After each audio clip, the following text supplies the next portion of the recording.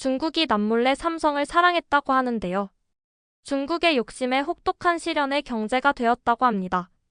삼성의 철수의 수출 30% 감소로 중국의 경제가 파탄났다고 하는데요. 과연 그 이유는 무엇일까요? 그럼 지금부터 오늘의 이야기를 시작해 보겠습니다. 안녕하세요. 저는 중국 선전에서 경제기술국 부국장으로 일하고 있는 천량입니다. 저는 안경을 코 위로 올리고 선전시청의 큰 회의실을 둘러보았어요. 제 이름은 천량이고 경제기술국 부국장이에요. 그럴듯하게 들리지만 실제로는 저희 도시의 중요한 결정을 내리는 일을 돕는다는 뜻이에요. 높은 창문을 통해 저는 작은 도시처럼 펼쳐진 삼성 공장을 볼 수 있었어요. 매일 수천 명의 직원들이 그 건물을 드나들며 전 세계 사람들이 사게 될 스마트폰과 컴퓨터를 만들고 있었어요. 왕 국장님이 테이블맨 앞에서 심각한 문제가 있다고 발표했어요. 그분은 제 상사이고 그분이 말씀하시면 모든 사람이 귀를 기울여요. 삼성이 첨단 기술을 저희와 공유하기를 거부한다고 말씀하셨어요. 그들은 그것이 자신들의 영업 비밀이라고 주장하며 저희 직원들에게 최신 컴퓨터 칩 제조법을 가르쳐 주지 않겠다고 했어요. 저희가 그들이 요구한 모든 것을 제공했는데 말이에요. 무료 토지. 엄청난 세금 혜택 그리고 거의 공짜나 다름없을 정도로 저렴한 전기를요. 이제 그들은 저희가 그들의 기술을 배우는 것을 도와주지 않겠다는 거예요. 큰 나무 테이블 주위에는 여러 나라에서 온 고문들이 앉아 있었어요. 저희는 그들을 국제자문단이라고 불렀어요. 일본에서 온 다나카 씨가 진지하게 고개를 끄덕였는데 그는 일본에서 삼성 같은 대기업들이 매우 이기적이라는 것을 어렵게 배웠다고 말했어요. 그들은 오직 자신들의 이익만 생각한다고 했어요. 독일에서 온 밀러 박사가 몸을 앞으로 기울이며 강렬한 파란 눈으로 말했어요. 그는 두꺼운 억양으로 삼성이 중국 시장 없이는 살아남을 수 없다고 했어요. 중국 사람들이 세계에서 가장 많은 스마트폰을 산다고 했어요. 그들이 여러분보다 여러분을 훨씬 더 필요로 한다고 말했어요. 미국 컨설턴트인 존슨 씨는 회의 내내 조용했어요. 아마도 삼성에게 선전에서 누가 진짜 주도권을 쥐고 있는지 보여줄 때가 됐다고 했어요. 저는 의자에서 일어나며 강력하고 중요한 존재감을 느꼈어요. 회의실의 모든 시선이 저에게 향했어요. 저는 목소리가 벽에 울려 퍼지며 그들이 모두 절대적으로 옳다고 말했어요. 삼성이 그냥 저희 도시를 이용하고 저희 혜택을 받으면서 저희에게는 가치 있는 것을 아무것도 주지 않을 수 있다고 생각한다고 했어요. 글쎄요, 저희는 그들이 중국과 저희 국민을 무시할 때 정확히 어떤 일이 일어나는지 보여주겠다고 말했어요. 저는 분노에 너무 집중해서 구석에 앉아있는 한국인 통역사를 눈치채지 못했어요. 그녀의 이름은 박민지였고 저와 비슷한 나이의 젊은 여성이었어요. 그녀가 저희의 모든 화난 말들을 듣고 한국어로 통역하면서 그녀의 얼굴은 매우 걱정스러워 보였어요. 하지만 저는 너무 화가 나서 그녀의 표정에 주의를 기울이지 못했어요. 회의는 막 시작되었고 저는 제 분노한 말들이 얼마나 큰 문제를 일으킬지 전혀 몰랐어요. 다음 주에 저는 제 계획을 실행에 옮겼어요. 저는 진심으로 불공정한 대우로부터 제 도시와 제 나라를 보호하고 있다고 믿었어요. 매일 아침 그 삼성 공장을 바라볼 때마다 저는 그들에게 교훈을 가르쳐 주겠다는 결심이 더욱 굳어졌어요. 월요일 아침 회의에서 저는 팀원들에게 삼성과 모든 한국인들에게 그들이 저희를 나쁘게 대할 수 없다는 것을 보여주겠다고 말했어요. 저는 회의실 앞에 서서 저희 전략을 적어놓은 화이트보드를 가리키며 말했어요. 먼저 저희의 최고 컴퓨터 전문가들이 그들의 기술 비밀을 알아내려고 시도할 것이라고 했어요. 그들은 모든 것을 잠가두지만 저희 해커들은 세계에서 가장 똑똑한 사람들 중 일부라고 말했어요.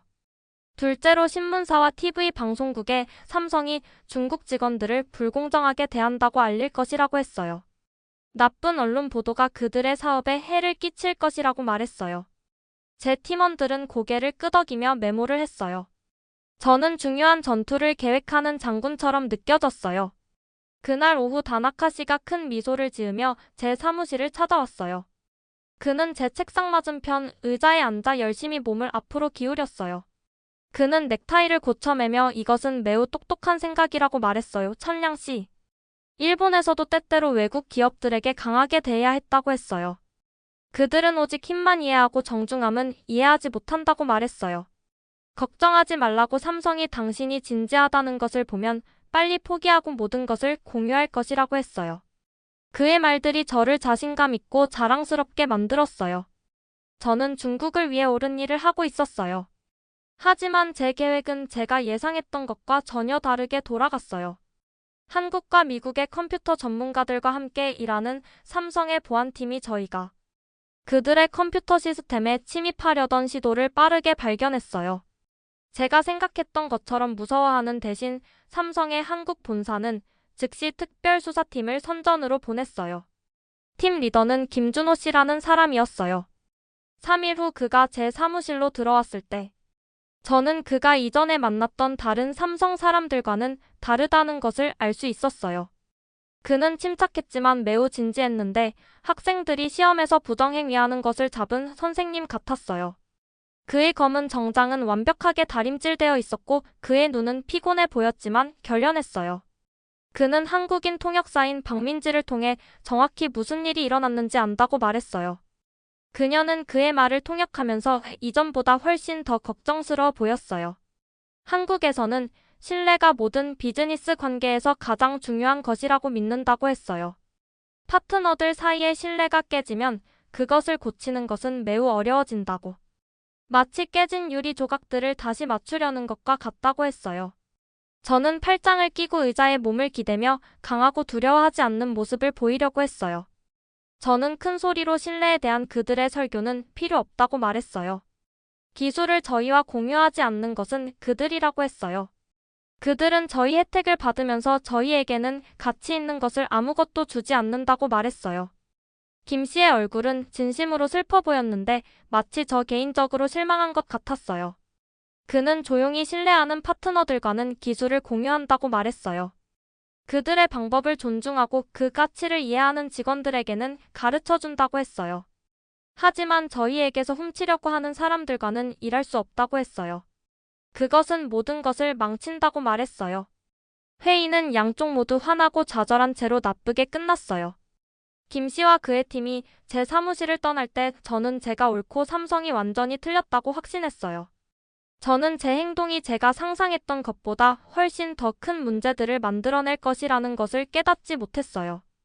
제 창밖에서 삼성 공장은 항상 그랬던 것처럼 똑같아 보였지만 저는 모든 것이 곧 바뀔 것이라는 것을 전혀 몰랐어요. 해시태그 2주 후 제 전체 세상이 완전히 뒤바뀌었어요. 화요일 아침 저는 부엌 식탁에 앉아서 매일 그랬듯이 죽을 먹으며 신문을 읽고 있었어요. 햇살이 제 아파트 창문을 통해 들어오고 있었고 저는 어떤 회의가 예정되어 있는지 생각하고 있었어요. 그날 하루도 평범할 것 같았습니다. 시계는 오전 8시 30분을 가리키고 있었고 커피 향이 부엌을 가득 채우고 있었어요. 저는 지방 정부에서 20년 넘게 일해온 공무원으로서 이런 조용한 아침 시간을 소중히 여겼습니다. 하루 종일 이어질 복잡한 업무들 사이의 평온한 순간이었죠. 전화가 울릴 때까지 모든 것이 정상적으로 보였어요. 제 비서였는데 그가 말하기 시작하기도 전에 저는 그의 목소리에서 공황을 들을 수 있었어요. 천 국장님, 지금 당장 뉴스를 켜셔야 해요. 라고 했어요. 삼성이 선전 공장 전체를 폐쇄한다고 방금 발표했다고 했어요. 그들의 모든 운영을 베트남과 한국으로 옮긴다고 했어요. 저는 커피잔을 떨어뜨렸고 그것이 바닥에서 깨지면서 뜨거운 액체가 사방으로 튀었어요. 저는 전화로 뭐라고? 그들이 그럴 수는 없다. 고 소리쳤어요. 그들에게는 계약이 있고 저희 도시에 대한 약속이 있다. 고 했어요. 하지만 그들은 그렇게 할 수 있었고 이미 그렇게 하고 있었어요. 저는 급히 텔레비전을 켜러 갔고 모든 뉴스 채널에서 그것이 나오고 있었어요. 전 세계로 방송되는 국제 기자회견에서 삼성의 CEO가 한국, 미국, 유럽연합 관계자들에게 둘러싸인 연단에 서 있었어요. 이 모든 나라들의 국기가 심판의 벽처럼 그의 뒤에 걸려 있었어요. CEO는 완벽한 영어로 지적재산권이 존중받지 않는 곳에서는 운영을 계속할 수 없다고 발표했어요. 그의 목소리는 침착했지만 단호했는데 마치 아이를 버려야 하는 이유를 설명하는 부모 같았어요. 상호 신뢰와 협력에 기반한 파트너십을 구축하려고 노력했지만 일부 지역 관리들이 다른 길을 선택했다고 했어요. 저희 기술가 저희 직원들을 보호할 수밖에 없다고 말했어요. 그 순간 제 머릿속에는 지난 몇 달간의 일들이 빠르게 스쳐 지나갔습니다. 삼성과의 협상 과정에서 벌어진 여러 마찰들, 기술 이전 요구사항들, 그리고 제가 중국의 이익을 위해 취했던 강경한 입장들이 말이에요.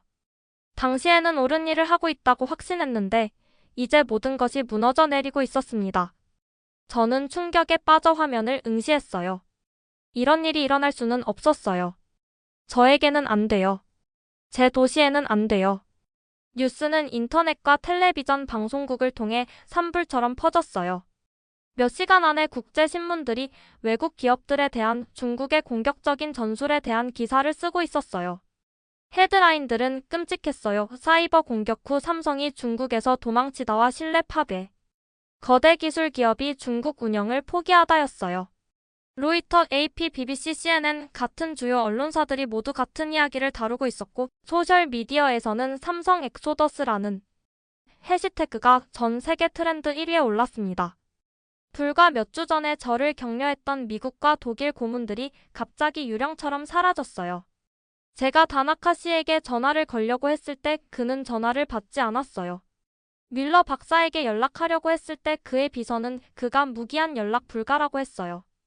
존슨 씨의 사무실은 그녀가 긴급한 가족 일 때문에 미국으로 돌아갔다고 저에게 말했어요. 제가 그들의 지원이 가장 필요할 때 그들은 모두 저를 버렸어요. 이들은 몇 달 전만 해도 저와 함께 식사를 하며 중국의 미래와 상호이익이 되는 협력에 대해 열정적으로 이야기했던 사람들이었습니다. 다나카 씨는 제게 일본식 선물까지 주며 우정을 약속했었고 뮬러 박사는 독일 기업들이 선전에 더 많이 투자하고 싶어 한다고 말했었어요. 그런데 이제는 마치 저를 전염병 환자처럼 피하고 있었습니다. 더 나쁜 것은 선전에 다른 외국 기업들이 걱정하기 시작했다는 것이었어요. 삼성이 이런 식으로 대우받을 수 있다면 그들은 어떻게 될까요? 단 3일 만에 세계의 주요 기술 기업들이 저희 도시에서의 운영을 검토하고 있다고 발표했어요. 신문들은 이것을 신뢰의 위기라고 불렀어요. LG전자가 먼저 움직였습니다. 그들은 현재 상황을 면밀히 검토하고 있으며 직원들의 안전과 기업 자산 보호를 최우선으로 고려하고 있다는 성명을 발표했어요. 그 다음 날에는 소니가 아시아 태평양 지역 전략을 재평가하고 있다고 했고 화웨이와 협력 관계에 있던 독일 지멘스까지도 파트너십 재검토를 언급했습니다. 저는 강해지려고 노력하며 모든 사람에게 이것은 그냥 일시적이라고 말했어요. 저는 직원들에게 삼성이 돌아올 것이라고 말했어요. 그들이 중국 시장을 너무 많이 필요로 해서 영원히 떨어져 있을 수는 없다고 했어요. 하지만 마음 깊은 곳에서는 무서워지기 시작했어요. 매일 아침 거울을 보면서 저는 점점 더 깊어지는 눈 밑에 다크서클과 새로 생긴 주름들을 발견했습니다. 밤마다 잠들기가 어려워졌고 꿈속에서도 빈 공장과 실업자들의 얼굴이 나타났어요. 아내는 제가 점점 말수가 줄어들고 있다며 걱정했지만 저는 무엇을 말해야 할지 몰랐습니다. 한 달 안에 5만 명의 사람들이 일자리를 잃었어요. 불과 몇 주 전만 해도 활동으로 붐볐던 삼성 공장이 완전히 비어 있었어요. 창문들은 어두웠고 주차장에는 잡초가 자라기 시작했어요. 직원들에게 서비스를 제공했던 카페테리아와 상점들이 하나씩 문을 닫았어요. 삼성 공장 주변의 작은 상권은 완전히 붕괴했습니다. 매일 수천 명의 직장인들이 점심을 먹던 행복한 국수집은 문을 닫았고 직원들이 퇴근 후 맥주를 마시던 우정주점도 마찬가지였어요. 심지어 공장 근처의 편의점과 약국까지도 하나둘 셔터를 내렸습니다. 한때 활기찬 상업지구였던 곳이 유령 도시처럼 변해갔어요. 일자리를 위해 다른 성에서 선전으로 이주했던 가족들이 일자리를 찾을 수 있는 다른 도시로 가기 위해 짐을 싸고 떠나기 시작했어요. 도시가 이제 다르게 느껴졌어요. 더 조용하고요. 더 슬프고요. 덜 희망적이었어요. 지하철역에서는 매일 큰 짐을 든 가족들을 볼 수 있었습니다. 아이들은 왜 이사를 가야 하는지 이해하지 못한 채 울고 있었고 부모들은 불안한 표정으로 기차표를 움켜쥐고 있었어요. 제가 평생 알고 지내던 이웃들도 하나둘 떠나기 시작했습니다. 아파트 단지의 빈집들이 늘어나면서 한때 아이들의 웃음소리로 가득했던 놀이터도 텅 비어갔어요. 어느 날 저녁 저는 혼자서 공장 지구를 걸어보기로 결정했어요. 제 눈으로 직접 무슨 일이 일어났는지 봐야 했어요. 빈 주차장들이 회색 사막처럼 펼쳐져 있었어요. 웃는 직원들로 가득했던 식당들이 문을 닫았고 창문에는 임대 표지판이 붙어 있었어요. 가로등이 매일 수천 명의 사람들이 걷곤 했던 빈 인도를 비추고 있었어요. 그 순간 저는 이상한 기분을 느꼈습니다. 마치 폐허가 된 고대 도시를 걷는 고고학자가 된 것 같았어요. 불과 몇 주 전만 해도 이곳은 중국의 경제 기적을 상징하는 곳이었는데 이제는 한 정책 결정이 어떻게 수만 명의 삶을 바꿀 수 있는지를 보여주는 현장이 되어버렸습니다. 삼성 공장의 정문을 지나 걸어갈 때 한 노인이 저에게 다가왔어요. 저는 그를 류 씨로 알아보았는데 그의 가족은 여러 세대 동안 선전에 살았어요. 그의 얼굴은 희미한 불빛 속에서 피곤하고 슬퍼 보였어요.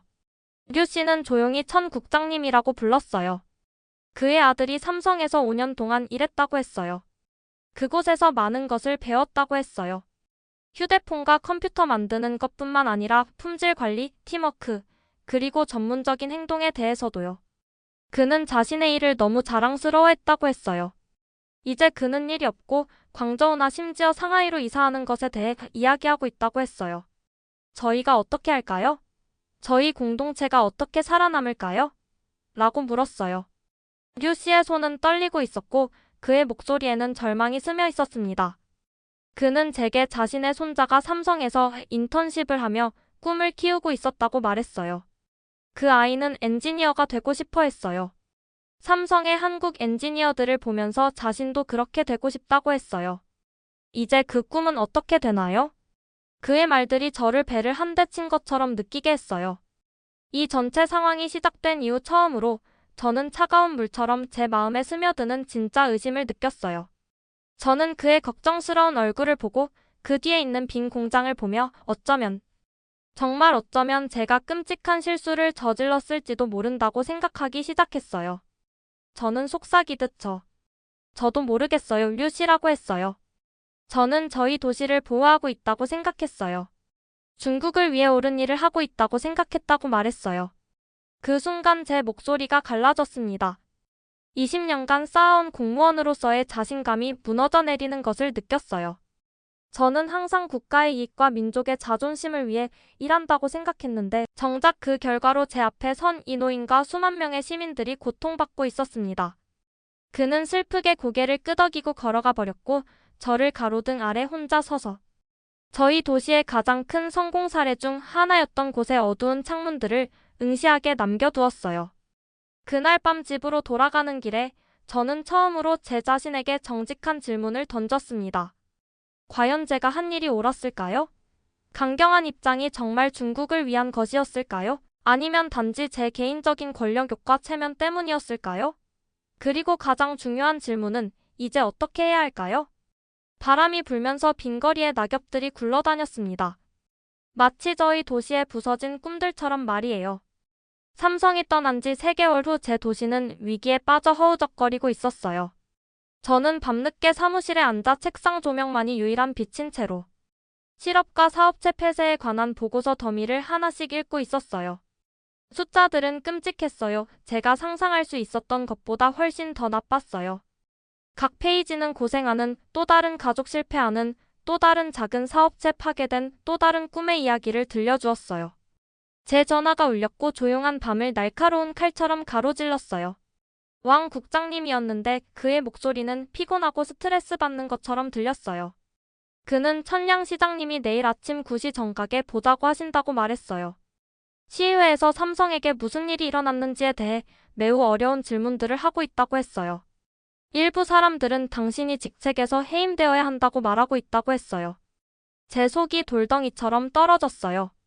저는 이날이 올 것이라는 것을 알고 있었지만 그것을 소리내어 듣는 것은 그것을 현실적이고 무서운 것으로 만들었어요. 그날 밤 저는 전혀 잠을 잘 수 없었어요. 저는 침대에 누워 천장을 응시하며 창문 밖의 도시 소리를 듣고 있었어요. 하지만 소리들이 이제 달랐어요. 더 조용하고 더 텅 비어 있었어요. 저는 계속 박민지를 생각했는데 그 초기 회의들에서 저에게 한국 비즈니스 문화를 설명하려고 했던 한국인 통역사였어요. 저는 그녀의 걱정스러운 표정들을 무시했고 그녀의 부드러운 제안들을 일축했었어요. 저는 김 씨가 신뢰가 깨진 유리와 같다고 이야기했을 때의 슬픈 얼굴을 기억했어요. 그때는 그가 그냥 변명을 하고 있다고 생각했어요. 이제 저는 그가 저에게 뭔가 중요한 것을 가르치려고 했다는 것을 이해했어요. 저는 제 결정들 때문에 일자리를 잃은 모든 직원들을 생각했어요. 저는 유 씨와 그의 아들을 생각했어요. 저는 빈 공장과 문 닫힌 식당들을 생각했어요. 모든 것이 제가 너무 자랑스럽고 화가 나서 들으려 하지 않았기 때문이었어요. 다음 날 아침 저는 가슴에 이상한 느낌을 가지고 깨어났어요. 두려움 대신에 저는 몇 달 동안 경험하지 못했던 무언가를 느꼈어요. 결심이었어요. 하지만 이번에는 달랐어요. 이번에는 저는 싸우는 대신 일들을 고치고 싶었어요. 저는 저 자신을 포함해 모든 사람을 놀라게 한 결정을 내렸어요. 처벌을 받기 위해 시장님 사무실에 가는 대신 저는 시내에 있는 한국영사관 건물로 갔어요. 한국영사관은 깨끗한 유리창과 조심스럽게 다듬어진 식물들이 밖에 있는 높고 현대적인 건물에 있었어요. 저는 그곳에 가본 적이 없었고 정문을 통해 걸어 들어갈 때 긴장감을 느꼈어요. 저는 접수 데스크에 있는 젊은 여성에게 삼성에 대해 누군가와 이야기하고 싶다고 말했어요. 그녀는 놀라는 것 같았지만 한국어로 전화를 걸었어요. 20분 후 저는 한국 영사인 이상우 씨 맞은편에 앉아 있었어요. 그는 철퇴 안경 뒤에 부드러운 눈과 회색 머리를 가진 친절해 보이는 남자였어요. 그는 간단한 검은 정장을 입고 책상 위에 손을 모은 채 앉아서 제가 지난 몇 달 동안 일어난 일을 설명하는 것을 주의 깊게 들었어요.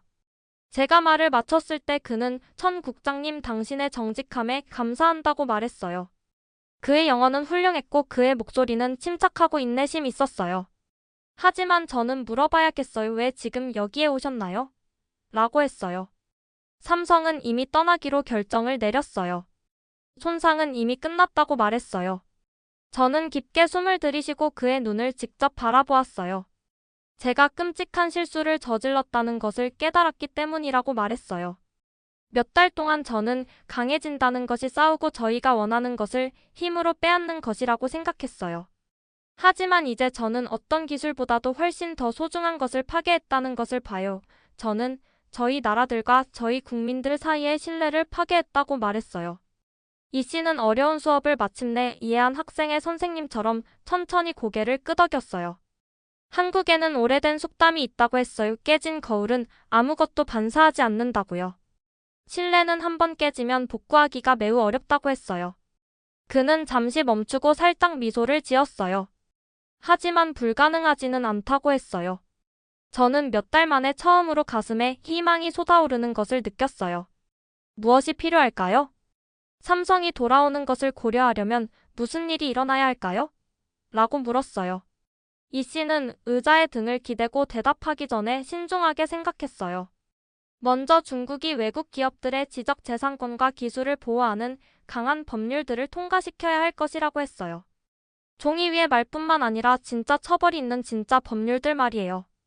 둘째로 사이버 공격에 책임이 있는 사람들이 그들의 행동에 대해 심각한 결과를 직면해야 할 것이라고 했어요.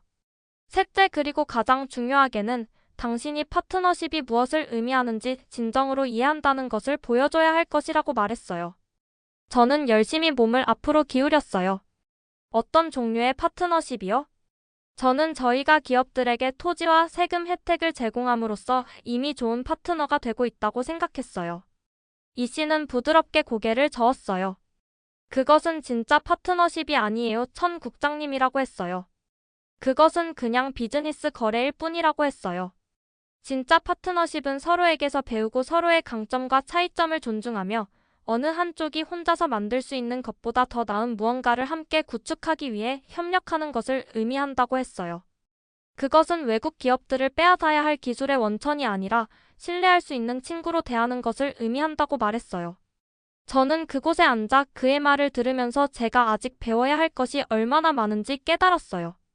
6개월 후 저는 제 마음을 자부심으로 부풀게 만드는 선전의 새로운 건물 앞에 서 있었어요. 입구 위의 큰 표지판에는 중국어, 한국어, 영어 3개 언어로 한중기술혁신센터라고 쓰여 있었어요. 건물은 아름다웠어요. 온통 유리와 강철로 되어 있고 주변에는 정원이 조성되어 있었으며 사람들이 얼굴에 미소를 지으며 드나들고 있었어요. 이 지점에 도달하는 것은 제 전 인생에서 가장 힘든 일이었어요. 저는 중국 정부가 외국 기업들의 기술을 보호하는 완전히 새로운 법률들을 통과시키도록 설득해야 했어요. 삼성의 컴퓨터 시스템에 해킹을 시도했던 관리들은 적절하게 처벌받았고 저에게 그런 끔찍한 조언을 했던 외국 고문들은 중국에서 추방되었어요. 하지만 가장 어려웠던 것은 제 자존심을 삼키고 사과하는 것이었어요. 삼성에게뿐만 아니라 한국 정부와 제 실수들 때문에 일자리를 잃은 모든 직원들에게 말이에요. 저는 놀랍게도 제 가장 가까운 친구 중 한 명이 되었고 이제 저에게 한국어와 문화를 가르쳐주고 있는 박민지에게 쉽지 않았다고 말했어요. 저희는 함께 서서 직원들이 새 건물로 물결치듯 들어가는 것을 지켜보고 있었어요. 저는 제 실수들을 인정하는 것이 저를 약하고 어리석어 보이게 만들 것이라고 생각했다고 말했어요. 민지는 친절한 눈으로 저에게 미소를 지었어요. 그녀는 부드러운 목소리로 한국에서는 실수를 인정하고 그것을 고치기 위해 열심히 노력하는 것이 실제로 당신을 훨씬 더 강하게 만든다고 믿는다고 말했어요. 당신의 정직함으로 무엇을 만들어냈는지 보라고 했어요. 새로운 센터는 정말 놀라웠어요. 삼성은 선전으로 돌아오는 것에 동의했지만 이번에는 그냥 저희의 저렴한 노동력을 이용하는 회사가 아니라 진정한 파트너로서였어요. 한국 엔지니어들이 이제 중국 기술자들과 나란히 일하면서 그들에게 단순히 조각들을 맞추는 것을 가르치는 것이 아니라 품질 관리 혁신 그리고 제조의 정밀함을 이해하도록 도와주고 있었어요.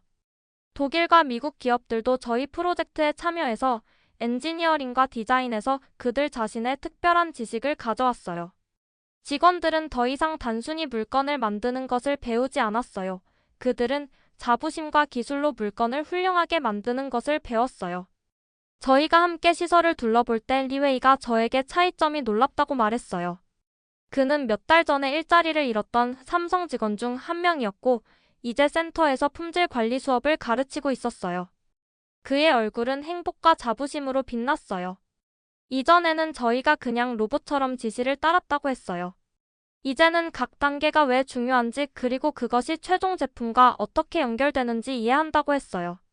저희는 더 이상 그냥 노동자가 아니라고 했어요. 저희는 장인이고 예술가라고 말했어요.